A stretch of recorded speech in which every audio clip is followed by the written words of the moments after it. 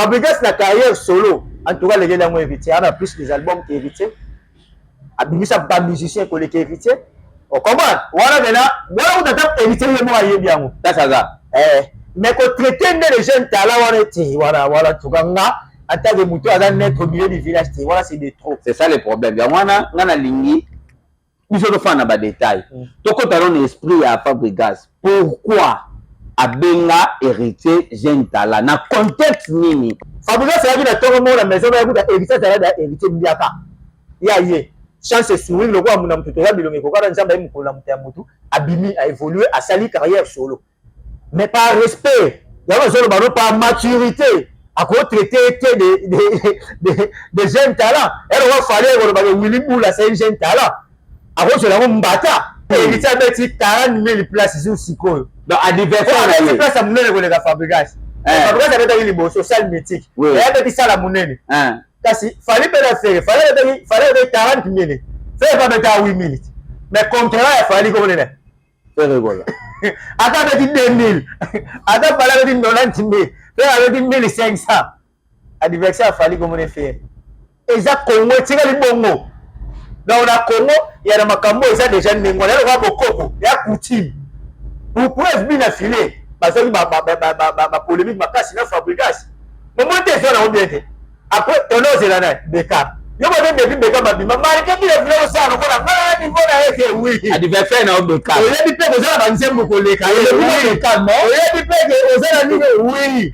mais yo la musique muto ba no ça que ça c'est comme to tele ba la mort la mission na biso détail fait le moto sur la parce que le Fabregas ça là album ba musicien et Simba o fallait salaté faire la salaté ba sala me Simba te ça to ba ko c'est ça Simba te malheureux salité alors on est timba de match malheureux salamate album ba ko fait malheureux salamate et là on fait Simba c'est malheureux salamate ça là bena confiance ça va ko sala orchestre sika te c'est tellement ça peut pas musicien a ko bima pe sika forcément nous c'est bon orchestre était le nom ba ça peut yemo ga bimi a sali nzem ne pe Simbi on dit que mon bossi c'est un jeune talent ça c'est l'orchestre c'est peut-être que le nom Simbi bu abimi on était les jeunes talents pour on va pas jeune talent mais il t'a muto a outi na et puis carrière peu la musique ils ont résumé quand na carrière solo on a prendre na ngeza ki Fabregas na hérité ba mataba kita fali na faire Fabregas bazana hérité donc bata héritier ba silika nde ba silika bata Fabregas ba ata ba ko ma passe ata ba tombo na ba inosi azana gas mawete inosi azana gas mawete ata ko to tela bango ata inosi bi ate kuna muta présenter ye Shakira na Beyoncé so azomi awa gas mawete alo zena masina donc Jean Show alobi alongo warrior azali pe warrior te warrior déjà warrior déjà mais problème na ngana esigongo nene roza warrior ou tes spectacle ezarate warrior soit golo ou boujate c'est on a problème à date c'est le date bon azua problème à date azana problème à date exact alors yelo luka mutalo bagali kambu ba yelo be mission awo be ça fait programme na date neza na de mission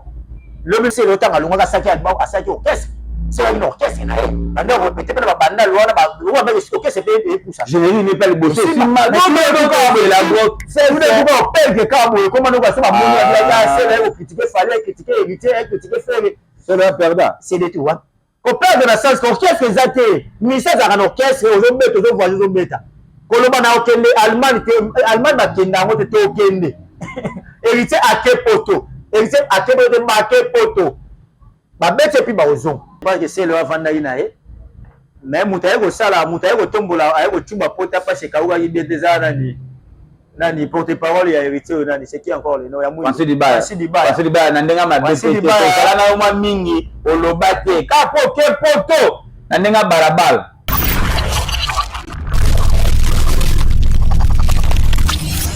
Merci beaucoup, amis fidèles internautes. Merci beaucoup, téléspectateurs. J'espère qu'en ce moment, vous êtes tellement nombreux. Il y aura une émission à venir pour le Naraming. Et donc, il se trouve le point de Logi TV. David Wembe, Masolo, ya balabala, comme d'hab. Tout ça, bon, on a. Merci, le Banzadio, analyste Moutema Mabe. Bâtard de merci. Bâtard de David Wembe, Masolo, balabala.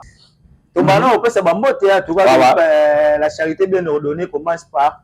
Biso moko Paulo dos Santos guerrier. Paulo dos Santos guerrier. Paulo dos Santos guerrier Mvanduna moko aza moko.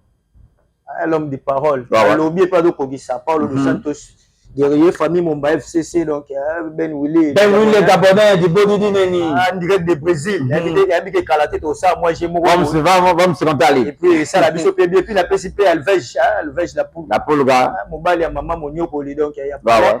Donc il a dit que lelo to solara neto solara mais sauf que moi ba cœur sensible. Ba ozalaka moi les émouqués. Moi je pense que musique il m'a mob sur le lobaka to ça pena sincère. Alors sincérité na biso na franchise mais na biso ba tousi ba ndima et puis ba sele biso confiance. Donc toi il no dernièrement to la jomo kuna na yo arena tu Sylvain Lumila DJ Stuka. Depuis Wambo. Depuis Wambo.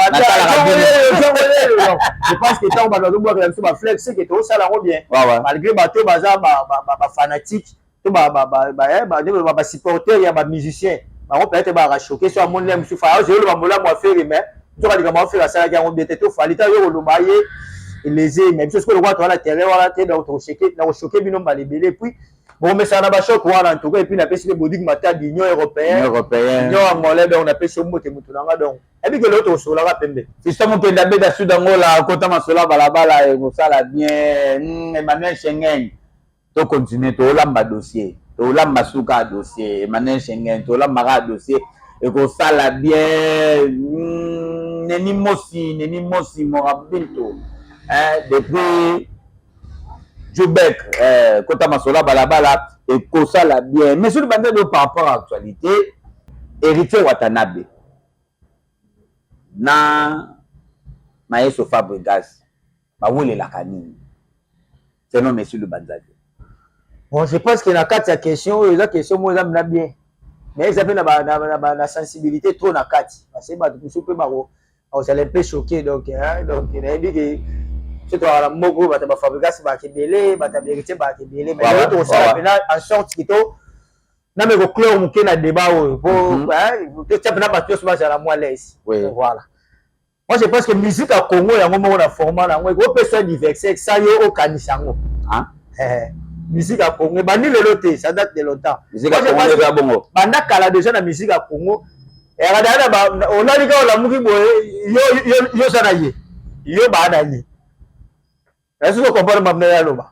musique à Congo des arabongo selon monsieur Banzade donc à tout ça na posa diversité mais Congo ye mo Congo da yango mo ko la diversité la falatie pese da ye ba so boni yo kunyo so sala wana ta mutu ye laisse nous faire bref au mot la fali na faire ba da ba diversité faire la jibes ba ba ni ba ya ba no ko ba fali na ba héritier na ba inosbi Zomban esimba na ngote faire kaka esimba na faire bena esimba adversaire fa banda bena kinya Fabregas abimi ya madoa elisa zakana maison mère si azo beta ba nous critiquer Fali ba ibandi ba polémique na Fali mais ba tu bala ba wa kinya ba si aga elisa longwa kata elisa longwa ba Fabregas adversaire non je pense que héritier lelo pa avandi to Fabregas pa avandi na mama mutuba ho sala o Fabregas sa elo wa munene o héritier sa elo ka ndenge nini adversaire héritier comme ne Fabregas et puis tokola nango ba petit ba okola nango to humela nango merci mais na lo ba yo héritier ndaza bongo abimisa soki nini ayemba héritier beti 40,000 places sur sikoyo donc adversaire na ye place a munene ko le Fabregas Fabregas abeta libo social mythique ya beti sala munene kasi fallait pas faire fallait 40,000 faire pas mettre 8 minutes mais contrat il fallait comme nene faire rigolo ata beti 2000 ata pala beti 90,000 faire beti 1500 adversaire fallait comme nene faire eza Congo tika libongo donc na Congo il y a na makambo eza déjà ningo na ko bokoko ya coutume pour FB na filet parce que ba polémique makasi na Fabregas moment te na obiete après on ose la na Beka yo ba de Beka ba bima marque bi le flow ça no ko na ngana ni ko na eke oui adversaire na Beka o ye bi pe ko za ba nzembo ko leka o ye bi pe ko za na ni oui mais yo na musique muto ko no sa que ça c'est comme to tele mbala mo na misu na biso détail voilà vanda na détail ko yango siko pona ko zonga siko na Fabregas, pour traiter héritier de jeune talent. Moi, je pense que c'est qu'on a trop prétentieux. La gare à Fabregas, ouais. Voilà, excès des ailes. Ah, tout est non Malembe. Malembe, tu vois le prétentieux.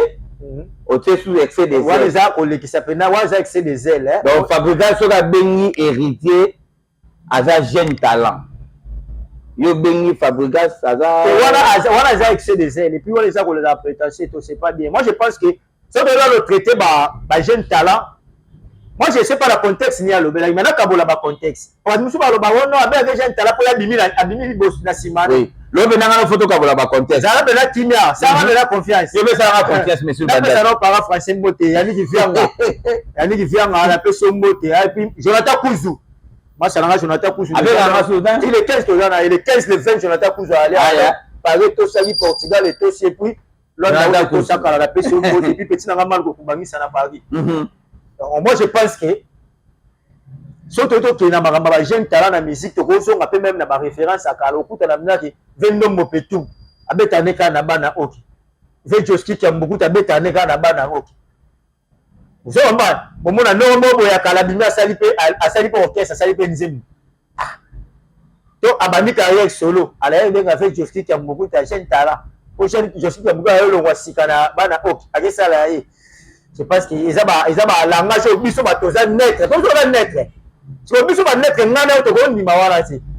Fabregas na carrière solo en tout cas les gars ont évité on a plus des albums qui évité abimisa ba musicien ko les qui évité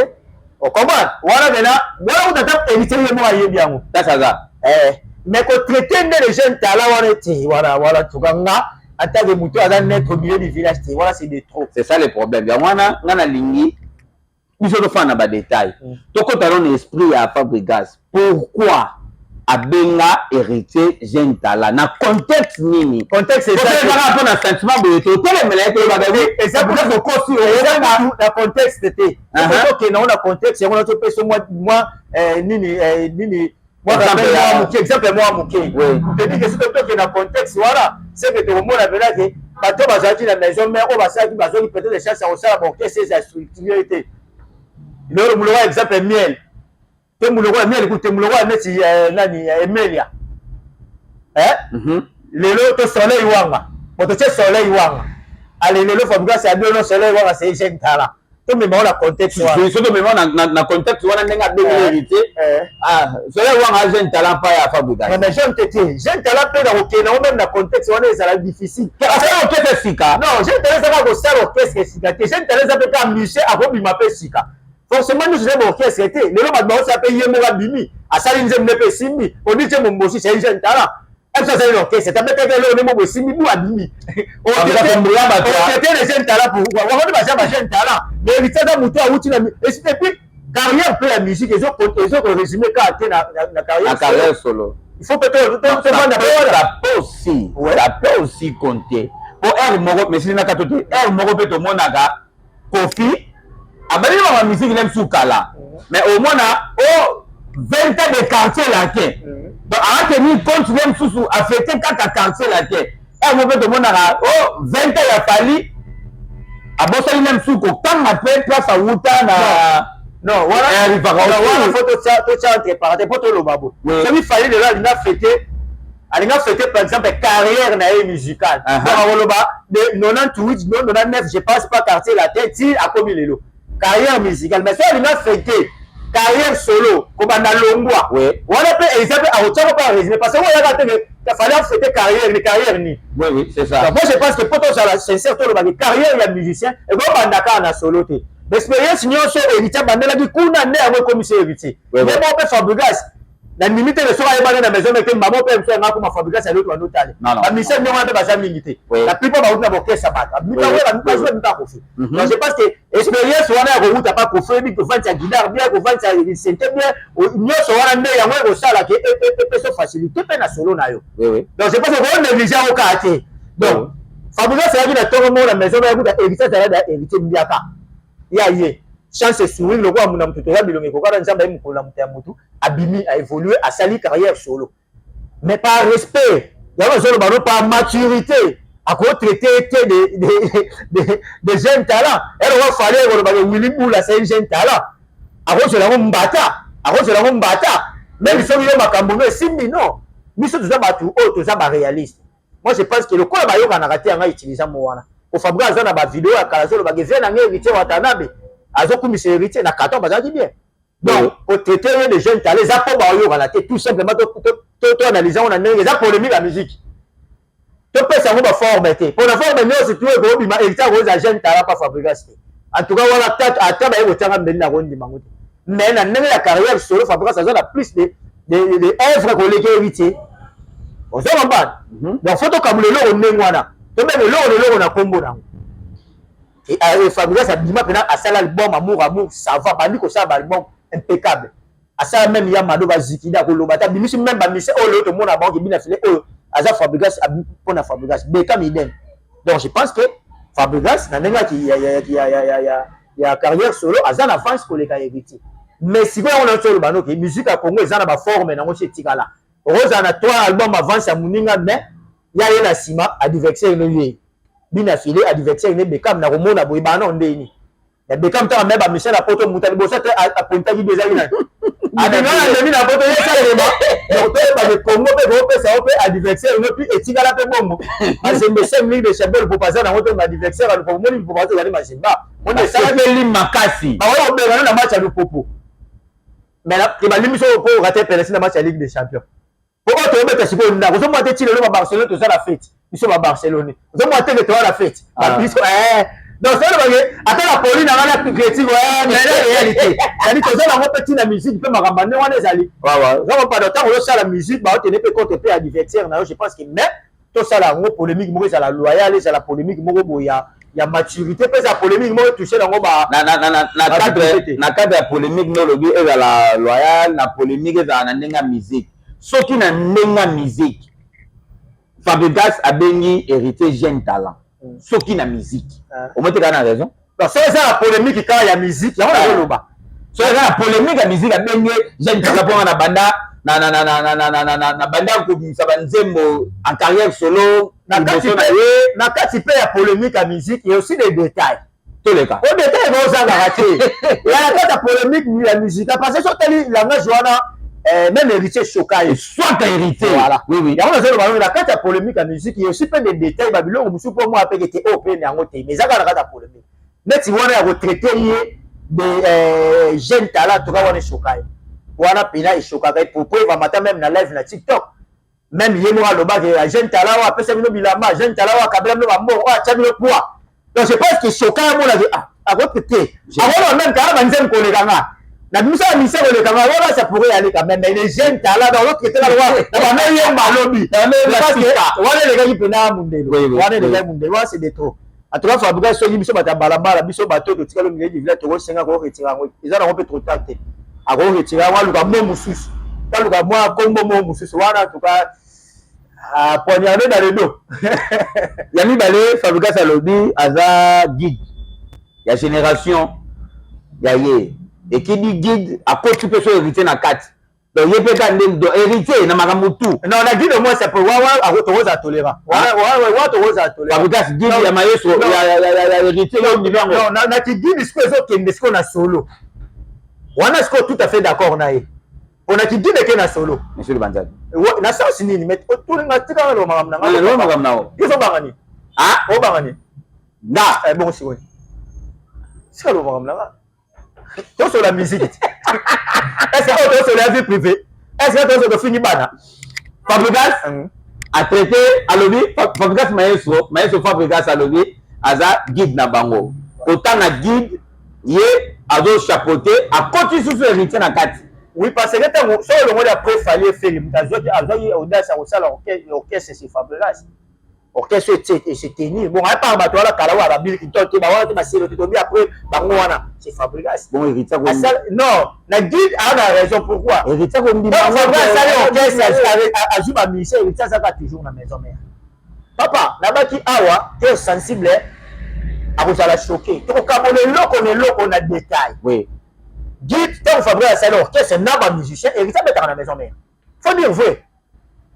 ozoba azila babina file banani bane bamise na ye bavibrateur bamise na ye héritier la maison mère. Héritier la maison mère. À salaire album mari bosso ba héritier pas écolo. Abandi papa mune. Donc moi je pense que na ki guide wana aza et puis derrière faut pas oublier, il faut le remonter sur la radar, celui de Fabien Sala album ba musicien et Simba. Oh fallait salaté, faire la salaté. Ba sala me Simba té. Ça tout le monde aussi, ils ont Simba de malheureux salité. Alors on a dit mal de match malheureux salamata, album a profil malheureux salamata. Et là on veut Simba de malheureux salamaté. Ça va bien confiance. Donc il faut quand même pour féliciter, il y a en tout cas ça va preuve. La seule album a passé 17 ans, n'a pas de mission sur Yoka. Les mission on a baillé dans la fabrication. Donc je pense que notre guide est dérangé l'unité. Notre guide en tout cas ça va plein mais n'a pas une télé mais la ramener qui gêne ta la voilà net Yoka. Mais notre guide, c'est pour premier fallait le baptême guide. Fallait pas le baptême guide en général. C'est faire un démarrage, fallait un guide. C'est ça le problème. Est-ce que Wata arondi magé maye soza guide na ye c'est ça le problème. Azaka moto azoko emboîter les pas et puis baninga baye ils appellent pour métier ça dit la concert mo ya poto l'autre fois ni moi que ta salle métier comme les fabricants ça beti et ça normal le fali muta beta qui musique agité na poto fala a beti concert puis bandeko baye ata yo vandi obi muta faire za guide même tout au monde tant ko faire le baraza guide ils agina ba déboté guide ezaka ko faire des beta zénith au salika ma pas libre asali bango baye oui c'est guide comme on sens c'est vraiment normal mais les congolais car la base va moi c'est banzem ko fi suivre les guides et ça là on appelle ça tout et puis le ça va débattre mais le ça fera dans ça guide to Fabula c'est lui qui va prendre non guide ezaka ngam na sali ça si va libosser puis bino boye na continuité donc je pense que ça là on va débat mingi yango pe na bisala yango mona interpeller rappel bakat ba faire que bakigidi wala so lingo bano bangela ngo bano beta ba place wana muninga beti te pona so bakigidi je pense que moi message te komaki lelo moni pe yo arene yi kidi le bide que ça la ngo ya yo wa biso ba congolais de ça la ngo ya ngwana so da te kuna ba mbu la ye ça le komi ya ye ça les a ya koba mo ko ma lo wa ndesi kutu d'ailleurs référence à ba Zénith Zarawa ya jibete et puis na double Zénith ça wera ya c'est marrant ba beta ko libosa kofi. Est-ce que vous avez confié? Même pas. Oui, oui. Donc, je pense que on va faire la mutation qui est beau. Sauf que la garine. Ça n'est pas vraiment mettre par la camoufle dans le jet qualité. Et les gars fallu. Ils ont mal. Donc, qui dit les gens on va que ça la prétention pour la musique nous sommes dans la libération bah nous on est les gens normal. Même pas ils sont OK dans salle ou là. Parce que même tout ça on les a passage obligé. Oui. Et ça va ça la référence bah ça le roi on est bah ça mythique au faut le nommer tango. Faut mettre yango. On va soliter pour la tamba pour bêtise non. Na sens wana nga prendre na ngezaka ki Fabregas na hérité ba mataba kita fali na faire les Fabregas bazana hérité donc bata hérité ba silika nde ba ko silika bata Fabregas ba ata ba ko ma passe ata ba ko tombo na ba ba inos bi azana gas mawete inos bi azana gas mawete ata ko to tela bango ata inos bi ake kuna muta présenter ye Shakira na Beyoncé so azomi awa gas mawete alo zena masina donc voilà normal musique a Congo za ba règle yango. Et ça la barrière là où attaquer ce qui pas banane et ça la barrière là ça est na masina makinela ngo mutu bachelo bela yo na ye bachelo na ye bon et là normal pour et c'est na peu ça bon so de mon concurrente hein et ça été desna ma so ba la besoin na fadi bena otala oh kuna ya nini kama za ba tunatala ga Keba. Si on a comme dans un mois pour guérir analyste dans Hollande ou Bimade. Ah, il y a au milieu du village n'était nanté. Voilà yo pour yebi nanté. Et puis bah tout va salinga confiance donc. La personne moi ma moto et moi vite fait donc on a fait une moto na Paris na Massa na mito Jonathan Kouzou na nga na yo, Jonathan Kouzou na nga de tout le temps na yebi que bientôt par et puis Ricardo Maïndou en tout cas na bêtise c'était voilà c'est directeur coordinateur na nga Paris na roi Bilamba. Roi Bilamba Kalamboka donc Kalamboka Roi Bilamba déjà fait karaté le roi to ça va bientôt Paris et le roi to contrôler Paris to analyser na Paris pour battre Paris peut pas besoin d'analyse oui oui on va du tout parler dans la plateau ba on a yambo ma faire yambo ma jimé et il tente de foutre la ticket pour me mailler Fabregas muta ba ça va mbongo baba qui c'est le côté ni 0 fois 0 ni donc là ben sincère le quoi on a la sincérité pour bien protéger les gars le makambo là na ya bien on va venir makambo pour moi me comme ça va corrompre nga na lelo makambo eza ya bien bo tuka bo batela nga makasi vraiment monsieur le candidat analyse mutama be par rapport à la actualité to fani mingi lelo pa ya héritier Watanabe to mona yene mtozo zo maba pikir fort to yo mona susu c'est le yo aleki su wana po atumbaye lisusu hérité azali se prétendre kaza danser ye azala akosi selon selo hérité akosi na banzembo apesa asala nzembo mobimba baselo yo onani bafere bayaka kaka kointerpréter bavocal oyo ya ye eloko wana esali mwa selo bente mpo alobaka wi hérité mpe akomi mwa excès de zèle trop. Moi je pense que il faut pas réveiller le chien qui dort. Hein? Il faut pas réveiller le chien qui dort. Moi je pense que c'est le Vandaïnae. Mais Moutaïko Sala, Moutaïko Tombola, Aïko Tuba Pota Pache Kaouga des Nani porte-parole ya hérité Nani, c'est qui encore le nom ya Moui. Pansi Dibaya, Nandenga Mabete, Kalana Oma Mingi, Olobate, Kapo, Kepoto, Nandenga Barabal. Je pense que dans la monnaie de Pansi Dibaya, l'émission ya Nigenyema. Bon, ma propos est bon, net le barat toute vérité n'est pas bon à dire, hein. Malgré il y a le big c'est là on peut ça $20 bakabla 38 personnes. $20 sur repécile bakabla wa tika c'est le bakabla 28 38 personnes. Déjà on a kokaté, il va sur la 7 personnes. Au 31 on a iga bitumba et puis dans ces mois c'est le so boyombi là Damas ya kata ina rolia likolo na yemo et puis voilà parce que les lopé c'est un père de famille. Moi ba respect faut ezalaka d'ailleurs azala yipe porte parole à c'est on appelle la tala mission de ming mais na mona pas attaquer pena c'est le oti poto pe na ba réalité na ngo yebika poto pe na moi bilingue azala ki poto de patumba au moins ndeso na lobi kuna loko ezala ngo te voilà mais wana to longwe c'est lorsque to kena ngamu et puis d'ailleurs nous on a concert le 8 ça sert à rien c'est parce que même héritier pe mso kwa ma gangela ki au concert ezala le 8 le monde ka mamba concert ma concert ouais c'est le bazar bateau so yo sale mission moko le bino ka ya ko sa ngo 10 pour azala date te c'est on a problème à date c'est le date bon azua après ma date azala problème à date exacte alors ya luka mutalo bazali kambu ba yelo be mission awo be ça fait programme na date ne ezala ngo mission le bino ke pas no bino le pas mi ke le bino na le kana si bien yeza ba c'est que héritier na a préparer concert na e je pense que bino bato ba porter pendant mon dit kala mingi ta to silikila dadi mula ba bino onka yango est-ce que ça est important faut le mambaser le Fancy Dibaya est-ce que c'est important non ça sert à rien question c'est le bité to le kango le mam na bino bango baza bato ba vivaka bango baza bato ba vivaka na be mission ozo comprendre programme les émissions donc on se la muta le ba moi lo boye ya bando ya te abando ya ozo comprendre ba si bo tira na ba kamba ya continue au rapide na tête ya ça ka be mission 4 déjà ozo comprendre ko abeta ba mbata panza ba téléphone tant éviter ça mais ozo comprendre asa na casino so ba le ba mbongo et ça bien te ça veut comment ba vie mon privé comment na ba télévision ok ça ba démarche au mission to téléméla donc je pense que Dibaya ba mula bo sa boulot na bino et ça veut dire qu'on a besoin de tout qui laisser les pour échanger na moi héritier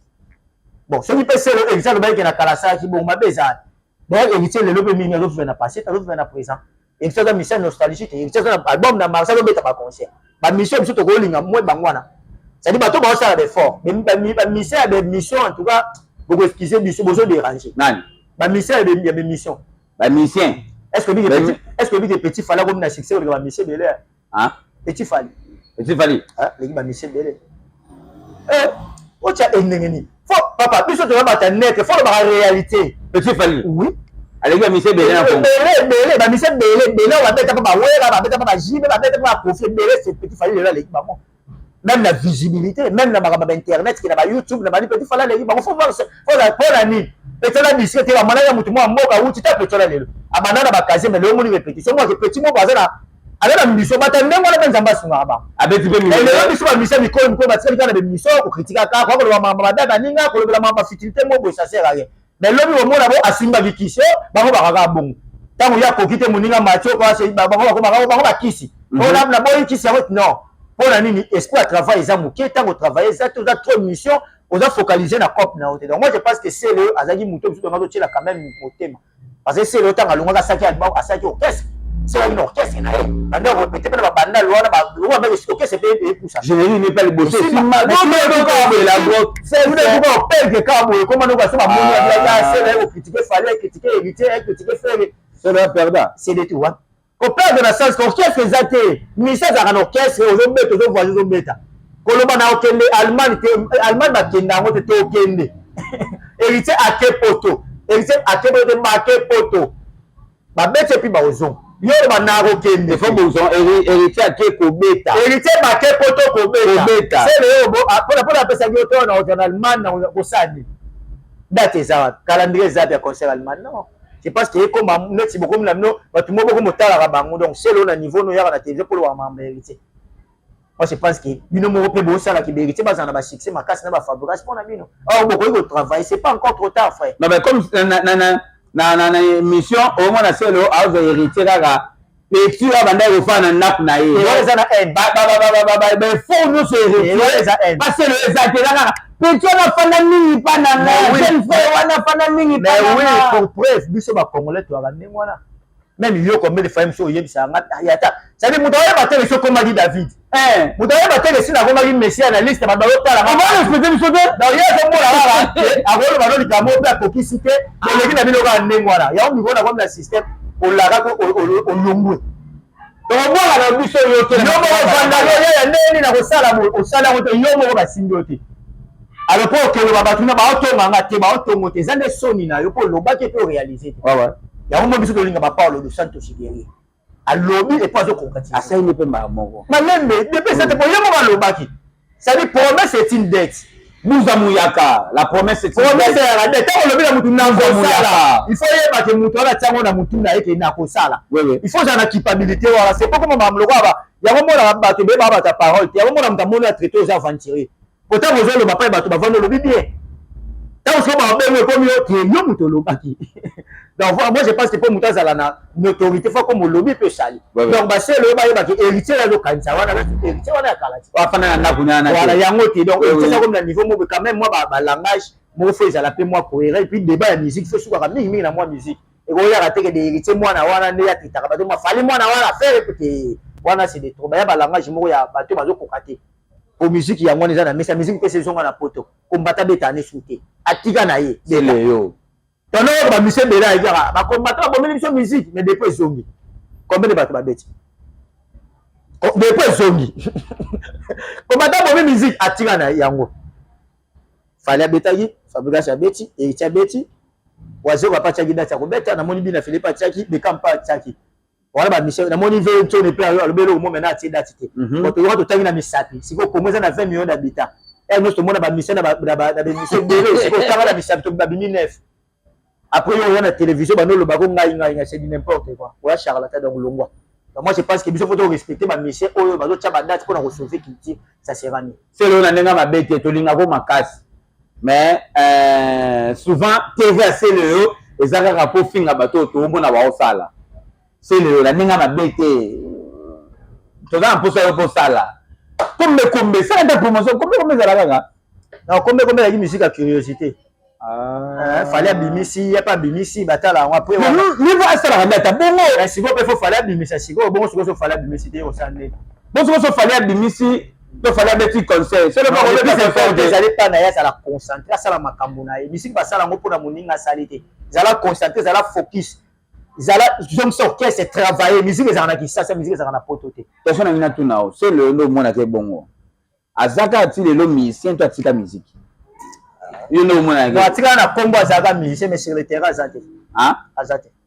donc c'est là la sous musicien te et azane ka musicien pour musicien et alors va balete balo rotika mais musicien ko kuma même papa wendo ayembaki mais pour ça la musicien c'est qu'il y a combo mais na terrain aux gens exercer sur makamna ça sur fonction alors fonction le senga te pour musicien te gars aux musicien te zo yo zo mettre ba concert aux na musicien bo ke ni bo bouger mais ya za suna ngoti ya komi poto ya sali be musicien pas zone poto ya sali be musicien pas zone comme ça c'est le kasi ya ki bongo ya ki na be c'est là comme ya sali mission bon abeta wa